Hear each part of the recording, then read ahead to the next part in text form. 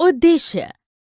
इस पाठ के अंत में आप निम्नलिखित सीखने में सक्षम हो जाएंगे।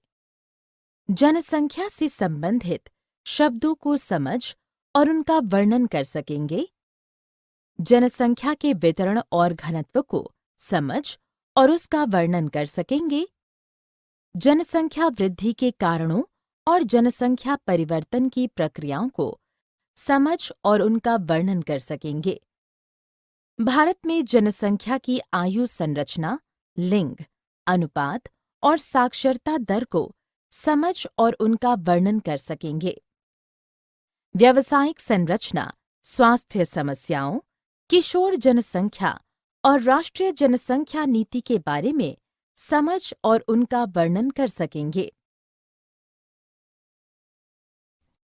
जनसंख्या शब्दावली। समाजशास्त्र के अनुसार जनसंख्या मनुष्यों का संग्रह है। समाजशास्त्र की एक शाखा जनसांख्यिकी मानव आबादी के सांख्यिकीय विश्लेषण से संबंधित है। समय समय पर की जाने वाली जनसंख्या की आधिकारिक गणना को जनगणना कहा जाता है। भारत में पहली जनगणना 1872 में हुई थी। पहली पूर्ण जनगणना 1881 में की गई थी। तब से भारत सरकार नियमित रूप से 10 वर्षों के अंतराल पर जनगणना करती है। जनगणना हमें देश के बारे में विभिन्न प्रकार की जानकारी देती है। संख्याओं का आकार और वितरण। 2011 की जनगणना के अनुसार भारत की आबादी 121 करोड़ थी, जो विश्व की जनसंख्या की 17.5% है, जबकि भारत का विश्व के कुल भूभाग का सिर्फ 2.4 है। 2011 की जनगणना के अनुसार 19.9 करोड़ आबादी के साथ उत्तर प्रदेश सबसे अधिक आबादी वाला राज्य और सिक्किम 5 लाख आबादी के साथ सबसे कम आबादी वाला राज्य है। हमारी लगभग आधी आबादी उत्तर प्रदेश, महाराष्ट्र, बिहार, पश्चिम बंगाल और आंध्र प्रदेश में रहती है। जनसंख्या घनत्व। जनसंख्या घनत्व प्रति इकाई क्षेत्रफल में रहने वाले लोगों की संख्या है। 2011 की जनगणना के अनुसार भारत में जनसंख्या घनत्व 382 व्यक्ति प्रति वर्ग किलोमीटर था। दुर्गम भूभाग, उपजाऊ भूमि की कमी, कम वर्षा और रेतीले रेगिस्तान जनसंख्या घनत्व को प्रभावित करते हैं। उपजाऊ भूभाग और प्रचुर मात्रा में वर्षा के कारण उत्तरी मैदान के राज्य और केरल और तमिलनाडु के तटीय क्षेत्र सघन रूप से आबाद हैं। इसकी तुलना में असम, अधिकांश उत्तर पूर्वी राज्यों और प्रायद्वीपीय राज्यों में मध्यम घनत्व है। जनसंख्या वृद्धि और जनसंख्या परिवर्तन की प्रक्रियाएं। जनसंख्या एक गतिशील प्रक्रिया है। यह 3 कारकों यानी जन्म, मृत्यु और प्रवास से प्रभावित होती है। किसी विशेष समयावधि में किसी स्थान पर रहने वाले लोगों की संख्या में परिवर्तन को जनसंख्या वृद्धि कहा जाता है। भारत में 2001 की जनगणना में 21.54% की तुलना में 2011 की जनगणना में 17.64% की दशकीय वृद्धि दर देखी गई। यह जनसंख्या का गिरता हुआ रुझान दिखाता है, जो एक सकारात्मक संकेतक है। जनसंख्या परिवर्तन की प्रक्रियाएं। जन्म दर 1 वर्ष में प्रति 1000 व्यक्तियों में जीवित जन्मों की संख्या है। भारत में जन्म दर हमेशा उच्च रही है।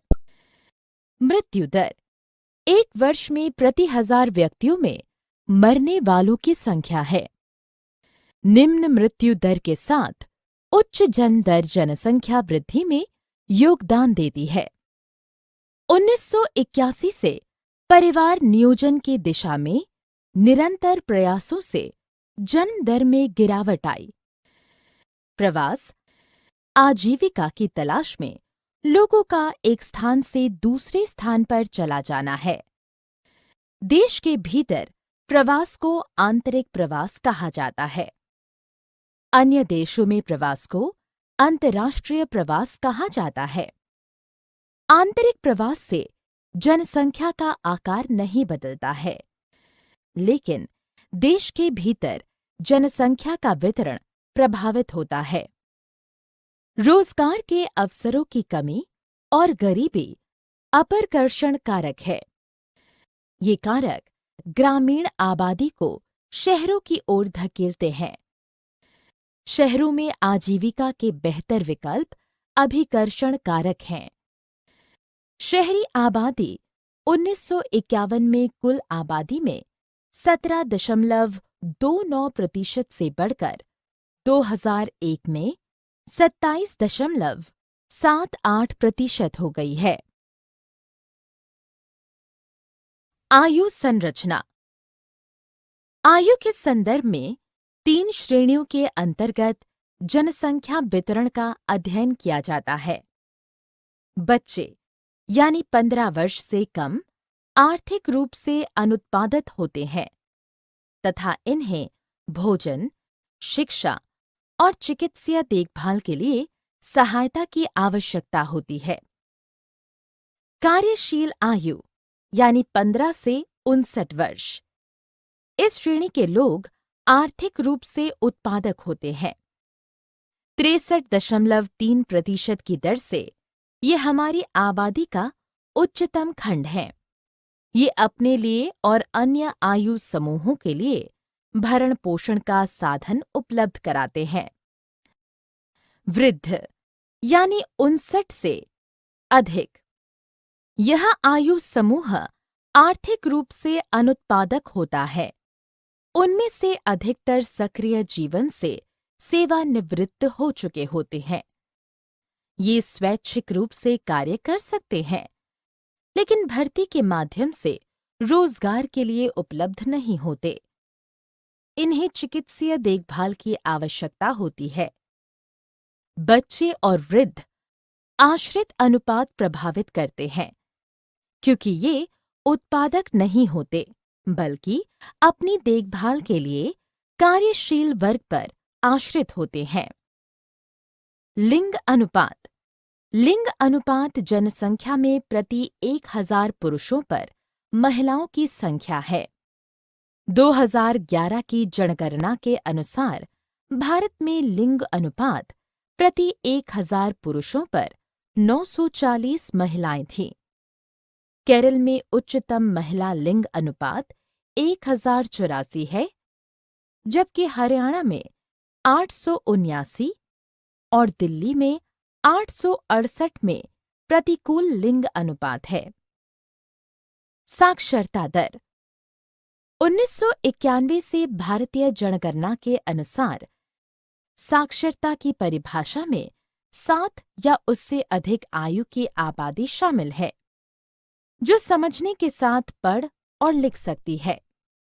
भारत में साक्षरता दर उल्लेखनीय ढंग से 2001 में 65% से सुधरकर 2011 में 72% हो गई है।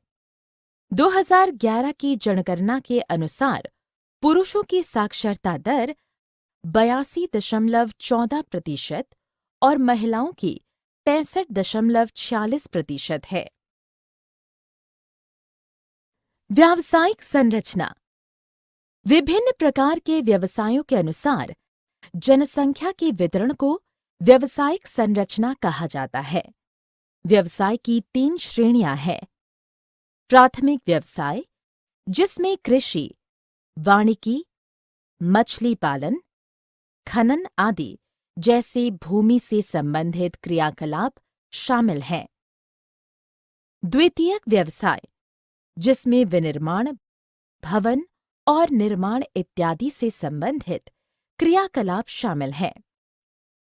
तृतीयक व्यावसायिक, जिसमें संचार, वाणिज्य, प्रशासन इत्यादि जैसी सेवा संबंधी क्रियाकलाप शामिल हैं।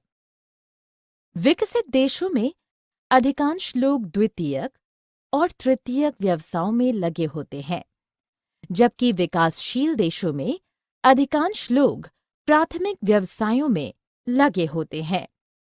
हमारी 64% आबादी कृषि में लगी हुई है, 13% द्वितीयक क्रियाकलापों में लगी है और 20% तृतीयक क्रियाकलापों पर निर्भर है।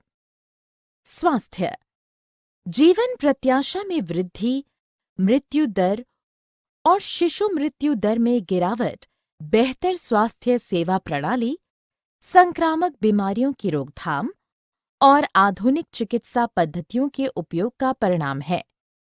फिर भी प्रति व्यक्ति कैलोरी की कम खपत, सुरक्षित पेयजल और मूलभूत स्वच्छता सुविधाओं में ग्रामीण आबादी के व्यापक आधार के लिए मुद्दों को संबोधित किया जाना चाहिए।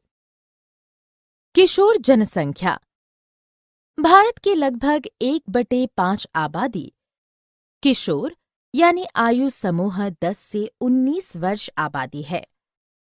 भविष्य के बहुत ही महत्वपूर्ण संसाधन किशोरों की पोषण संबंधी आवश्यकताओं पर निकटतापूर्वक ध्यान दिए जाने की आवश्यकता है।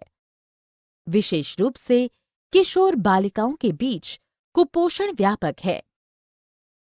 राष्ट्रीय जनसंख्या नीति 1952 में सरकार ने जिम्मेदार पितृत्व को बढ़ावा देने के लिए परिवार नियोजन कार्यक्रम का शुभारंभ किया था। राष्ट्रीय जनसंख्या नीति 2000 का उद्देश्य 14 वर्ष की आयु तक निःशुल्क शिक्षा उपलब्ध कराना, शिशु मृत्यु दर को कम करना, सभी टीकारोधी रोगों के विरुद्ध बच्चों का प्रतिरक्षण करना। सारांश, हमने जो कुछ सीखा है उसे संक्षेप में दोहराएं। समाजशास्त्र के अनुसार जनसंख्या मनुष्यों का संग्रह है। समय समय पर की जाने वाली जनसंख्या की आधिकारिक गणना को जनगणना कहा जाता है। 2011 की जनगणना के अनुसार भारत की आबादी 121 करोड़ थी, जो विश्व की जनसंख्या की 17.5% है, जबकि भारत का विश्व के कुल भूभाग का सिर्फ 2.4 है। जनसंख्या घनत्व प्रति इकाई क्षेत्रफल में रहने वाले लोगों की संख्या है। किसी विशेष समयावधि में किसी स्थान पर रहने वाले लोगों की संख्या में परिवर्तन को जनसंख्या वृद्धि कहा जाता है। जन्म दर और मृत्यु दर जनसंख्या में परिवर्तन लाते हैं। देश के भीतर प्रवास को आंतरिक प्रवास कहा जाता है। अन्य देशों के प्रवास को अंतर्राष्ट्रीय प्रवास कहा जाता है। आयु के संदर्भ में 3 श्रेणियों के अंतर्गत जनसंख्या वितरण का अध्ययन किया जाता है।